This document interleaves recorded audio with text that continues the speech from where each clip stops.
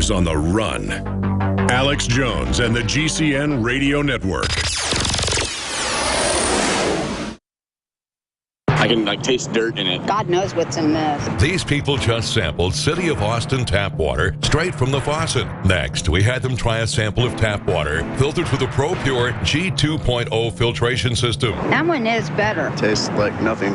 Yep, I know what good water tastes like. It's good water. Most tap water contains added substances like fluoride, chlorine, glyphosate, and many others. Studies prove that these substances are linked to an assortment of major health issues, including tooth decay, lowered IQ, and even cancer. It tastes like you're drinking out of the lake when you're drinking tap water. The ProPure G2.0 filtration system removes these deadly substances, leaving only fresh-tasting, deliciously clean water. Okay, this is very tasty. It's good water. Refreshing. It's good. Go to InfoWarsStore.com today and get your free wire stand with the purchase of a ProPure Big Water Filtration System. Or call 1-888-253-3139.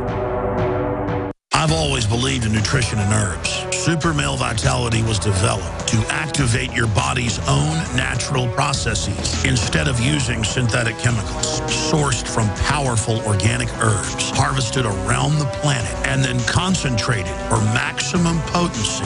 I just received my Male Vitality about 3 days ago, and I must say, that is good stuff. After consulting top doctors, nutritionists, pharmacists, and others, we have developed what I believe is the ultimate non-GMO organic Super Male Vitality formula. Super Male Vitality by InfoWars Life is so powerful that I only take half the recommended dose. I jump out of bed ready to fight these criminals every day. I look forward to waking up and taking my Super Male Vitality and getting the day started. It's not just the Super Male Vitality. All the products at InfoWarsLife.com are simply amazing. Visit InfoWarsLife.com today to secure your Super Male Vitality and other powerful products from InfoWars Life.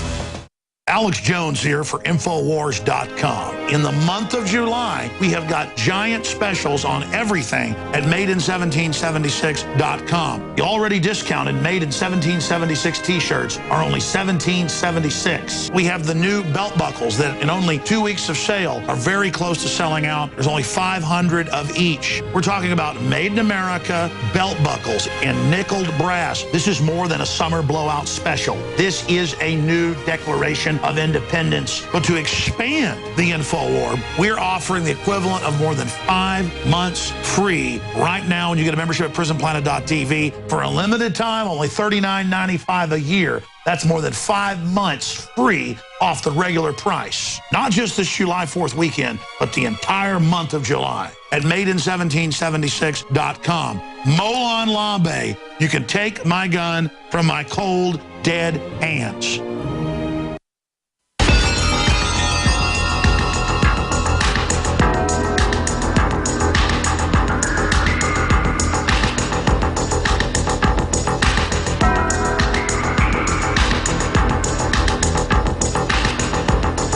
If you are receiving this transmission, you are the resistance.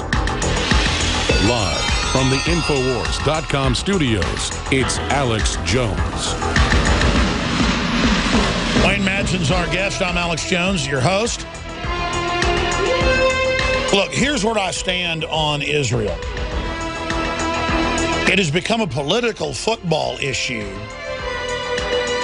where you'll get 100 Palestinians that are killed or 5 Jews that are killed, and you'd think it was the end of the world, and it's all anybody talks about.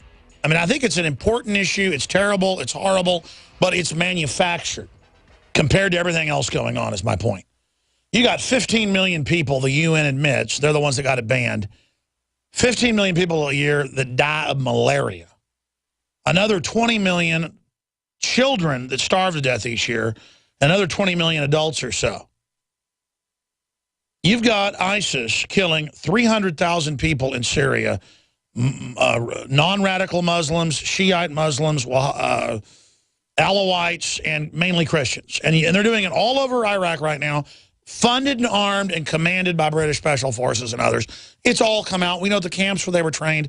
I told you this years ago. And my issue is I'm sick of everyone setting my agenda. I mean, you go to the comments on Infowars.com, it's like a battle in there. Israel's perfect. Israel's the devil. On and on and on and on and on and on. And Alex, you know, you work for Israel. Or Alex is an anti-Semite, doesn't like Israel. And my whole issue is, my biggest criticism with some of the Israel lobby is that this is the manipulation of our domestic politics. And a lot of the Israel lobby supports socialism, gun control. I don't like foreign governments involved in our policies. That's what I criticize with Israel. The Palestinians, you know, I'm sad for them. They're having a lot of kids. And I don't know how they live in Gaza. I don't know how they live in a desert by a beach. And you notice Egypt won't let them in. You notice Jordan is on the verge of getting overthrown by those folks. So, I mean, it's kind of like Latin America borders. And people say, well, Israel doesn't have a right to exist, blah, blah, blah. Look, I understand it was put in there as a colony and as a military base. It's political by the British Zionist, and their reason was different than the Jewish Zionist. It's a disaster. And my point is, it's not one group in Israel. It's not one agenda. And it's the same thing everywhere else. I mean, you got the Vatican involved setting up the EU, and you've got the EU trying to come into countries and basically restrict what the church can do. It's all these big power structures that get built, and then all these people fight over it. That's my view on it. But I'm just, you know, there's other things other than Israel in this world. Or people that want me to say the Vatican runs everything. Or people that want me to say, I mean, I just criticized the Protestant Christian Zionists who don't look like Protestants I know. And then you've got you've got the Vatican promoting gun control in this country and open borders, large sections of it. I mean, I've got a lot of issues with all of this. I mean, I actually study what each country does. Wayne Madsen, you've heard the gestalt I've thrown out here, just what I'm thinking about here, what's in my heart. It's a mess and a tribal fight that I don't have a dog in, is what I'm saying. And there's a bunch of different propagandists involved, but I don't ever hear all these Israel bashers saying one word about Saudi Arabia and ISIS, because they almost always endorse anything Islamic. I mean, it's very bizarre. And then meanwhile, I see no anti-Israel criticism of Netanyahu tacitly endorsing ISIS last month. And then when I criticize that, they go on YouTube and say, shut up, Israeli operative, we're going to kill you and all the Jews. Well, they use a different word for it. And I'm not even Jewish, but then I say, fine, if you are obsessed with me being Jewish, I am Jewish. You see what I'm saying? I am so sick of the mental illness, the shallowness of the public's political understanding. I agree. I've written at length about the connections between Saudi Arabia and Israel, and they're historical connections, especially between their intelligence services. And you're right. The Israel Defense Force has been coordinating its operations, especially around the Golan Heights, with ISIS. We know that. And they have, and because the common enemy is the Shias of Syria, the Alawites, who are a Shia sect in Syria. That's Assad. The Shia government of Iraq, and the big tamale of them all is Iran, and they want us to actually get involved in a war with Iran. That has been their goal. That's been Netanyahu's goal. Remember, he showed that stupid Wile E. Coyote bomb at the UN General Assembly. Oh yeah, where he drew this line across. Says, yeah, here's where Iran is, and this is where they're going to be, and it looked like one of those Wile E. Coyote Acme bombs, those round bombs. And what a ridiculous thing that was up there. But really sort of juvenile propaganda. But it's quite clear that the two problem countries are Saudi Arabia and Israel. They work together. They want to keep the status quo going. It was supposedly Saudi Arabia and Al-Qaeda that attacked us. Why did we attack Iraq? It was a secular country. I mean, it's just the public needs to stop being so stupid. After World War I, the Brits, the French created these artificial states of Iraq and Syria. And after World War II, we had to put these strongmen in charge. A series of them. Saddam Hussein was just the latest one, and then Syria, Assad, and then his son Hafez. And isn't he an angel, even though he was terrible? that the CIA put in 1979, wouldn't he be considered an angel compared to ISIS? Oh, absolutely. You know, I mean, it's now should be clear to everyone that because we created these states, these artificial states, and we wanted to keep those borders intact, we had to keep Saddam in power, and Assad and Gaddafi in Libya. That country's fallen apart. What happened to the CIA and the power structure that they went from trying to put stable regimes in and water systems and let the population, you know, go to college and control it, but they had some basic freedom, to trying to put Al-Qaeda in, blowing up every church, slitting women's throats, mutilating people, crucifying Christians upside down, trying to overthrow the Egyptian government and put in I mean, it really is like a Jacobin French Revolution craziness. What happened at the CIA? I know it's been bad since it got set up in 1947 with the National Security Act, but my God, it's like a James Bond supervillain now. Oh, it's not even. I think it's. They have no adult supervision there, because I think of Brennan, guy like Brennan. He's like a knuckle dragger. He probably did kill people when he was in the CIA Clandestine Services Division. But yeah, there's another agency. I found an interesting letter at the Truman Library just a week and a half after John Kennedy was assassinated in Dallas. Hoover wrote a column saying, let's get rid of the CIA. We got to really reform. He said it was a big mistake for me to create that agency back in 1947. Now, why do you think Harry Truman would have said that when everybody else's mind was on the recent assassination of President Kennedy? I think President Truman knew the CIA had something to do with that. He probably knew ducks quack as well. Yeah, right. Well, I mean, it's just that the old elite at least wanted stability and prosperity because they could cut a bigger skim off the top. This elite really does want to screw everybody over. And my dad always told me that. He said, you got to watch not just even the average criminal, but there are people that would rather screw you out of $1 than make $1 million with you.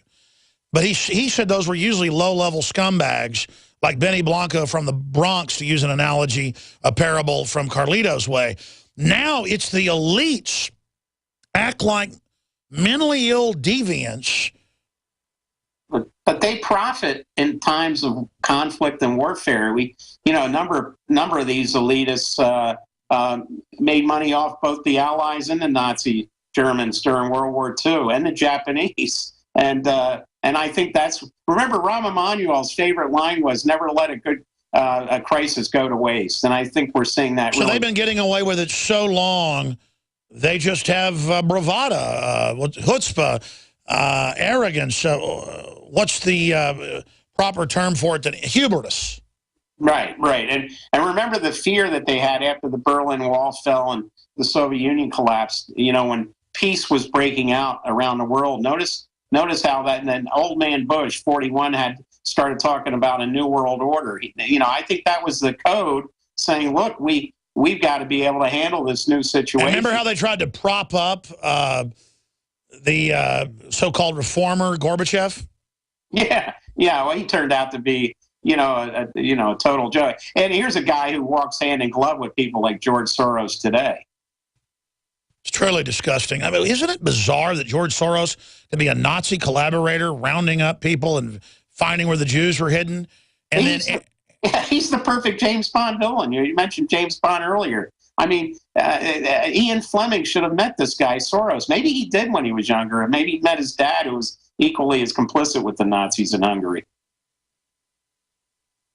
Well, I mean, look at how Madeleine Albright relished attacking Serbia, who had saved her and her dad.